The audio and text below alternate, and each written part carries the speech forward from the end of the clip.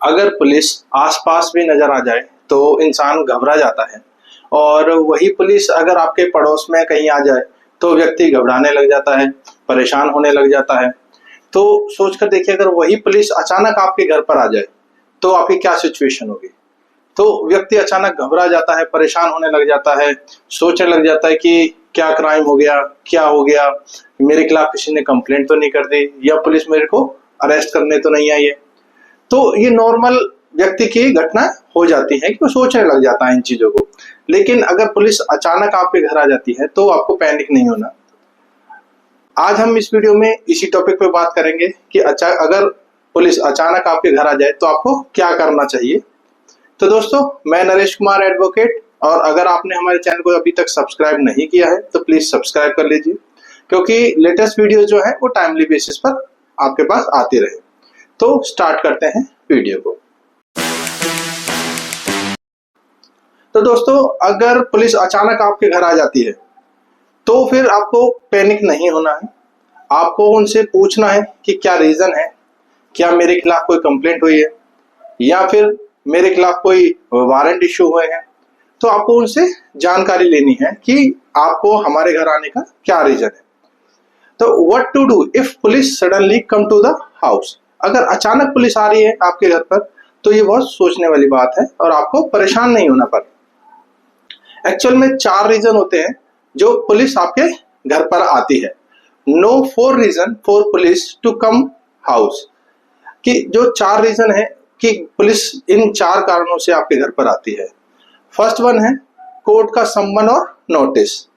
ऐसा नहीं है कि पुलिस किसी इंक्वायरी के लिए हमेशा आपको गिरफ्तार करने के लिए आती है। पुलिस आपके कोर्ट का सम्मन लेकर भी आपके घर आती है, और कोई कोर्ट का नोटिस होते हैं उसके रिगार्डिंग भी आपके पास आती है। तो जो कोर्ट के जो नोटिस हैं, जैसे कि सेक्शन सीआरपीसी में सेक्शन 68 था, जो अभी कन्वर्ट हुआ है सेक्शन 70 ऑफ बीएनएसएस में। तो दोस्तों, जब भी कोई भी पुलिस जो होती है वो कोर्ट का सम्मन लेके आपके घर आती है, तो कोर्ट भी अगर आपके खिलाफ किसी ने कोर्ट के अंदर कंप्लेंट दायर की है, या फिर आप किसी केस के अंदर विटनेस हैं, तो उन सिचुएशन में भी कोर्ट आपके खिलाफ एक सम्मन, एक नोटिस इशू करती है, और पुलिस का जो काम होता है उसको आपके घर डिलीवर करना होता है। तो जब भी आपके घर पुलिस नोटिस को लेकर या कोई सम्मन लेकर आती है तो आपको पैनिक नहीं होना है, क्योंकि पुलिस आपको गिरफ्तार करने के लिए नहीं आई है। सपोज दैट कि अगर किसी ने आपके खिलाफ क्रिमिनल कंप्लेंट फाइल कर दी, और पुलिस वालों के पास जो वारंट आया है या नोटिस आया है वो आपके घर डिलीवर करने के लिए आई है, तो वो एक प्रोसीजर है कोर्ट का, और आपको ये देने के लिए, जो वारंट देने के लिए जो आई है वो आपको इसलिए आई है कि आपको कोर्ट में अपीयर होना है। तो आप उस वारंट को चेक कीजिए, उस नोटिस को चेक कीजिए कि उसके अंदर क्या सेक्शंस हैं, किस वजह से मेरे को ये नोटिस दिया गया है या वारंट दिया गया है। तो वो सब चीजें आपको उस वारंट के अंदर देखनी चाहिए। तो ऐसे ही एक सेक्शन है 156/3 सीआरपीसी का, जो कन्वर्ट हो गया है 175 सबसेक्शन 3 ऑफ बीएनएसएस में।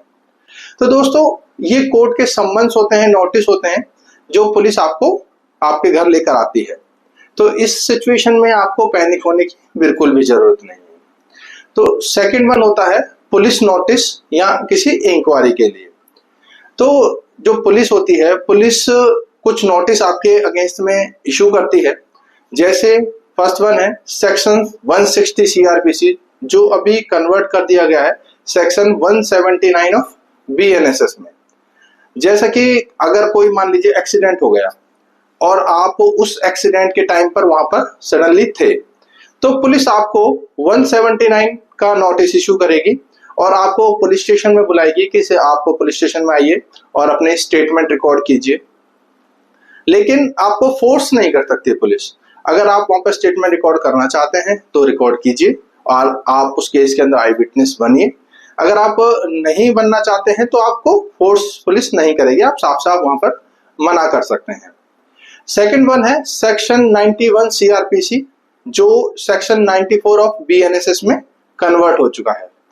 जैसा कि फॉर एग्जांपल इस सेक्शन के अंदर कि अगर वाइफ ने हस्बैंड के ऊपर केस फाइल किया हुआ है और हस्बैंड के पास कुछ डोरी आर्टिकल्स हैं, तो जो पुलिस है वो 94 ऑफ BNSS का नोटिस इशू करेगी हस्बैंड के खिलाफ और उसको बोलेगी कि भाई जो डोरी के आर्टिकल्स हैं उनके बारे में आके कोर्ट पुलिस स्टेशन में बताइए, उनकी इंफॉर्मेशन दीजिए। तो उसके अगेंस्ट में भी 94 का नोटिस इशू किया जाता है।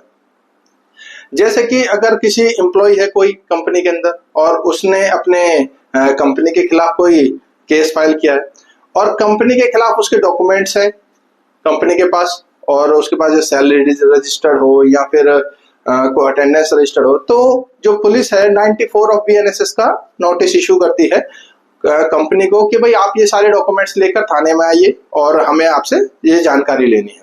तो इन सिचुएशन में आपको पैनिक होने की जरूरत नहीं है। इसके बाद आता है 41A CRPC जो कन्वर्ट हो चुका है 35 ऑफ BNSS में, भारतीय नागरिक सुरक्षा संहिता। तो अगर पुलिस ने आपको 35 BNSS का नोटिस इशू किया है तो भी आपको थोड़ा पैनिक होने की जरूरत तो है, लेकिन इतना पैनिक होने की जरूरत नहीं है, क्योंकि अक्सर ये नोटिस जो इशू किया जाता है वो किया जाता है कोई इन्वेस्टिगेशन ज्वाइन करने के लिए। अक्सर ये नोटिस तब इशू होता है जब आपके खिलाफ कोई FIR दर्ज की जाती है, लेकिन अक्सर हमने अपने लाइफ में देखा है कि जब कोई कंप्लेंट दायर करता है किसी के अगेंस्ट में तब भी पुलिस 35 ऑफ BNSS का नोटिस इशू कर देती है। तो इस नोटिस के अंदर सारी इंफॉर्मेशन होती है कि किस व्यक्ति ने आपके खिलाफ कंप्लेंट की है, कौन सी FIR दर्ज हुई है, क्या FIR नंबर है, उसमें कौन कौन से सेक्शंस ऐड किए गए हैं। और अगर पुलिस जो उसके अंदर नोटिस के अंदर जो सेक्शंस लगे हुए हैं आपको उसमें देखना है कि अगर ये सेक्शन में अगर 7 साल से नीचे की सजा है तो फिर आपको पुलिस के पास पावर होती है कि वो आपको कच्ची बेल दे देती है। और अगर इसके अंदर 7 साल से ज्यादा यानी कि 10 साल या 10 साल से ज्यादा की अगर सजा है तो उस कंडीशन में पुलिस आपको अरेस्ट करेगी और मजिस्ट्रेट के सामने पेश करेगी। तो जब भी आपके खिलाफ 35 ऑफ BNSS का नोटिस इशू होता है तो आपको पैनिक नहीं होना, आपको पुलिस वाले से पूरी इंफॉर्मेशन लेनी है कि इसमें क्या क्या सेक्शन है, क्या क्या मेरे खिलाफ सेक्शन लगाए गए हैं, क्या चीज है, किसने कंप्लेंट करी। तो आपको पूरी इंफॉर्मेशन लेनी है और उसके अकॉर्डिंग आपको अपने कार्रवाई करनी है। अगर आपको रिक्वायरमेंट है, आपको ज्यादा समझ में नहीं आ रहा है तो आप अपने लॉयर, अपने एडवोकेट से कंसल्ट कर सकते हैं और इसके रिगार्डिंग आप उनसे बातचीत कर सकते हैं। उसके बाद आता है कि इंक्वायरी, पुलिस इंक्वायरी के लिए भी आपके घर आ सकती है। जैसा कि अगर आपने कोई पासपोर्ट के लिए अप्लाई किया है तो पुलिस आपसे डॉक्यूमेंट वेरिफिकेशन के लिए आपके पास आ सकती है।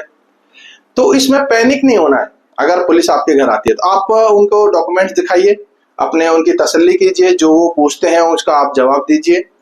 अगर उनको कोई सहायता ऐसी चाहिए कि भाई आप थाने में आ जाइए, वहां पर आप आकर आपसे बातचीत करेंगे, तो वहां पर भी आप जा सकते हैं। इसमें कोई पैनिक होने की जरूरत नहीं है, आपको घबराना नहीं है। तो पुलिस के जो नोटिस होते हैं ये 3 तरह के नोटिस होते हैं जो मैंने अभी आपको ब्रीफ कर दिया। तो अगर इन तीनों में से कोई भी अगर नोटिस आता है तो आप उसको चेक कीजिए ढंग से और सेक्शंस उसमें चेक कीजिए और तभी आप पुलिस के पास जाइए। अदरवाइज अगर आपको लगता है कि पुलिस आपको अरेस्ट कर सकती है तो फिर आप बेल फाइल कर सकते हैं कोर्ट के अंदर और आप कोर्ट में बोल सकते हैं कि सर मेरे को बेल दे दीजिए, उसके बाद मैं इन्वेस्टिगेशन ज्वाइन कर लूंगा, पुलिस किसी के दबाव में मुझे गिरफ्तार करना चाहती है, भी फाइल कर सकते हैं। इसके बाद आता है वारंट और अरेस्ट। तो पुलिस वारंट को लेकर या फिर अरेस्ट की कोई ऐसी कंडीशन आ जाती है तो उसकी सिचुएशन में भी आपके घर आ सकती है। तो इसमें भी 2 तरह के वारंट होते हैं, 2 तरह की कंडीशन होती हैं। जैसा कि फर्स्ट वन है पुलिस के वारंट होते हैं कि पुलिस आपको 41A CRPC या 35 ऑफ BNSS का नोटिस इशू करती है तो उसमें आपको गिरफ्तार भी कर सकती है अगर कोई सेक्शन 10 साल से अबव सजा वाले हैं। तो उसमें पुलिस के पास पावर होती है कि वो आपको गिरफ्तार करेगी और कोर्ट के सामने पेश करेगी। और अगर कोई सर्च वारंट ऐसे इशू हो जाते हैं आपके खिलाफ कि आपके सर्च वारंट है तो भी पुलिस आपके घर आएगी और आपके घर की तलाशी ले सकती है। लेकिन सर्च वारंट के लिए पुलिस को आपसे कोर्ट से परमिशन लेनी होती है सर्च वारंट के लिए, तभी वो आपके घर सर्च करने के आ सकती है। लेकिन बहुत सारी कंडीशंस हमने देखी हैं ऐसी हो जाती हैं कि बहुत सारे केसेस इतने हाईलाइट हो जाते हैं, इतने बड़े हो जाते हैं, तो उस कंडीशन में भी जो पुलिस है सर्च वारंट ले लेती है, एसपी डीएसपी के पास भी ये पावर होती है कुछ समथिंग केसेस के अंदर। तो वहां से भी अगर सर्च वारंट इशू होते हैं तो आपको पैनिक नहीं होना है, आपको पुलिस का सहयोग करना है जो भी वो प्रोसीडिंग कर रही है। अगर आप गलत नहीं है तो बिल्कुल भी आपको घबराने की जरूरत नहीं है। पुलिस आएगी, आपके सर्च करेगी आपके घर को। अगर आप कॉन्फिडेंट हैं कि भाई मैंने कोई ऐसे इलीगल एक्टिविटी नहीं करी है, तो आप पुलिस की पूरी सहायता कीजिए और अपने घर को, अपने जहां भी वो सर्च करना चाहती हैं, आप उनको पूरी तसल्ली से दिखाइए, क्योंकि आप गलत नहीं हैं। और अगर आप गलत हैं तो फिर आप बिल्कुल फंसने वाले हैं, समझ लीजिए। इसके अलावा दूसरा जो वारंट इशू होते हैं वो कोर्ट से भी होते हैं। अब बात करें कोर्ट के जो वारंट होते हैं वो दो तरह से होते हैं। एक होता है बेलेबल वारंट और दूसरा होता है नॉन बेलेबल वारंट। तो जब भी कोई भी एक्यूज्ड हो या फिर कोई विटनेस हो, तो एक्यूज की अगर कंडीशन है अगर, तो उस कंडीशन में भी अगर आपने कोर्ट से बेल ले रखी है, आप बाहर हैं कोर्ट से, लेकिन प्रोसीडिंग चल रही है और आप कोर्ट की प्रोसीडिंग में नहीं जाते हैं, तो फर्स्ट बेंच पहले कम जो कोर्ट होता है वो आपके बेलेबल वारंट इशू करता है, फिर नॉन बेलेबल वारंट इशू करता है। तो अगर बार बार वारंट इशू हो रहे हैं और आप नहीं जा रहे हैं, तो नॉन बेलेबल वारंट जब आपके इशू हो जाते हैं तो पुलिस की ये लायबिलिटी बनती है कि वो आपको पकड़कर, आपको अरेस्ट कर कर कोर्ट के सामने पेश करे। तो ऐसे वारंट को लेकर भी पुलिस आपके घर आती है। लेकिन मोस्टली केसेस में देखा जाता है अगर एक्यूज्ड है तो पुलिस उसको तुरंत गिरफ्तार भी करती है और कोर्ट के सामने पेश करती है। लेकिन अगर यही वारंट किसी विटनेस के खिलाफ इशू होते हैं तो भी पुलिस के पास ये पावर है कि वो उसको गिरफ्तार करे और कोर्ट और मजिस्ट्रेट के सामने पेश करे।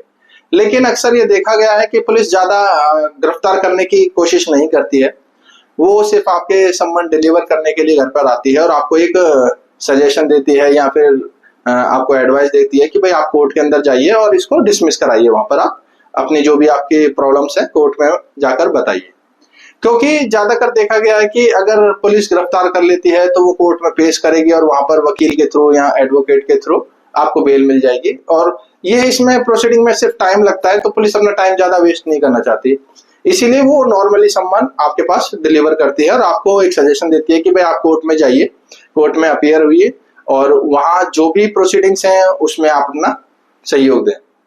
तो ये सारी चीजों के लिए भी कोर्ट इश्यू करता है वारंट को, बेलेबल और नॉन बेलेबल, जो कि पुलिस आपके पास लेकर आ सकती है। तो आपको बिल्कुल पैनिक नहीं होना है, आपको बिल्कुल भी घबराना नहीं है और पुलिस की सहायता करनी है। लेकिन कई बार ऐसा होता है कि आप कोई वारंट इशू हुए हैं और आपने किसी पर्सन को डिसऑन कर रखा है, तो पुलिस को आप सीधे सीधे कहिए कि भाई ये बंदा यहाँ नहीं रहता है, हमने इसको डिसऑन कर रखा है, तो हम इसके वारंट इशू नहीं कर सकते या फिर हम रिसीव नहीं कर सकते हैं। तो आप पुलिस को साफ साफ बोल सकते हैं। पुलिस आपको प्रेशर नहीं दे सकती।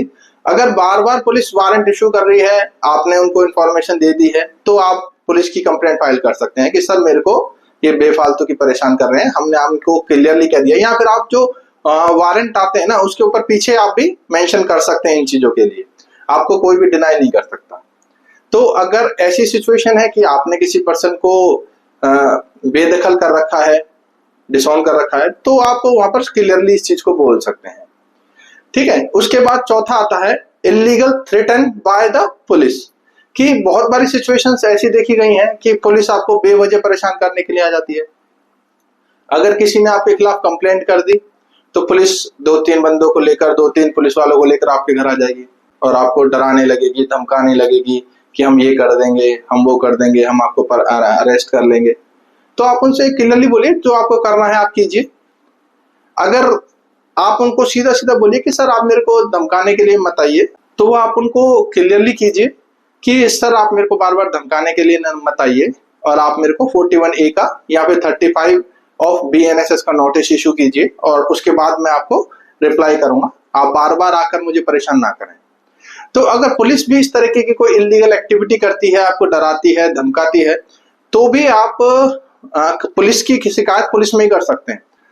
आप 112 नंबर पे कॉल कीजिए और वहां पर आप बता सकते हैं कि भाई मेरे साथ ऐसी ऐसी सिचुएशन आ रही है और बार बार ये पुलिस वाले हैं, उनका नाम ये है, वो बार बार आकर मेरे को परेशान कर रहे हैं। तो आप उनकी शिकायत कर सकते हैं। या फिर आप उनको सिंपली कहिए कि सर मेरे को जब तक मैं आपके किसी भी चीज में सहयोग नहीं करूंगा, जब तक आप मेरे को नोटिस इशू नहीं करते हैं, आप बार बार मुझको मत धमकाइए। तो जब भी वो आपको नोटिस इशू करते हैं तो उसमें देखिए कि क्या क्या एलिगेशन आपके ऊपर लगे हैं, क्या क्या सेक्शंस हैं इसके अंदर, और आप उसी के अकॉर्डिंग प्रोसीडिंग को आगे बढ़ाइए। अगर आपको लगता है कि हाँ मेरे खिलाफ कोई ऐसे सेक्शंस लग गए हैं, कोई ऐसी एफआईआर दर्ज हो गई है जिसमें पुलिस मुझको अरेस्ट कर सकती है, तो आप तुरंत ही कोर्ट का सहारा लीजिए, एडवोकेट से कंसल्ट कीजिए, और जैसा जैसा आपको एडवोकेट बताते हैं उसी हिसाब से आगे प्रोसीडिंग कीजिए। तो मैं आपको इस वीडियो में क्लियर कर दिया कि पुलिस किस किस वजह से आपके घर पर आ सकती है।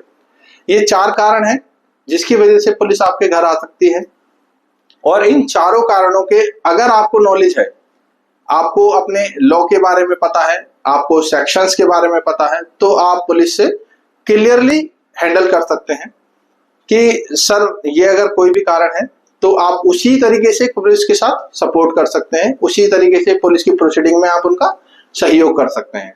तो आई होप आपको ये वीडियो में जो भी मैंने इंफॉर्मेशन दी आपको पूरी क्लियर हो चुकी होगी। अगर अभी तक आपने हमारे चैनल को सब्सक्राइब नहीं किया है तो प्लीज इस चैनल को सब्सक्राइब कर लीजिए, और इस वीडियो को ज्यादा से ज्यादा लोगों के पास शेयर कीजिए, ताकि लोगों के पास ये अवेयरनेस आ सके कि अगर पुलिस उनके पास कुछ करने आ रही है, कुछ धमकी देने आ रही है, कोई डराने आ रही है, या फिर किसी अदर वे से आ रही है, तो उनको ये नॉलेज हो कि पुलिस किस किस वजह से मेरे घर आ सकती है और मुझे क्या ट्रीटमेंट करने हैं। तो आप ज्यादा से ज्यादा लोगों के पास ये वीडियो को शेयर कीजिए, और कमेंट करना ना भूलें, ताकि अगर आपके जो भी कमेंट्स होते हैं मैं उस पर रिप्लाई करता हूं और आपको क्लियरली आपके जवाब देता हूं। तो कमेंट्स करना ना भूलें। अगर आपको कोई भी प्रॉब्लम है, कोई भी इस चीज के रिगार्डिंग कोई इंफॉर्मेशन चाहिए, तो आप मेरे को डायरेक्ट डीएम कर सकते हैं, कॉन्टेक्ट नंबर आपको दिए हुए हैं। तो दोस्तों इस वीडियो को ज्यादा से ज्यादा सभी जगह सर्कुलेट कीजिए, और मैं नरेश कुमार एडवोकेट, मिलते हैं फिर अगली वीडियो में ऐसे ही एक लेटेस्ट इंफॉर्मेशन के साथ और आपको एक नई वीडियो के साथ। Thank you very much.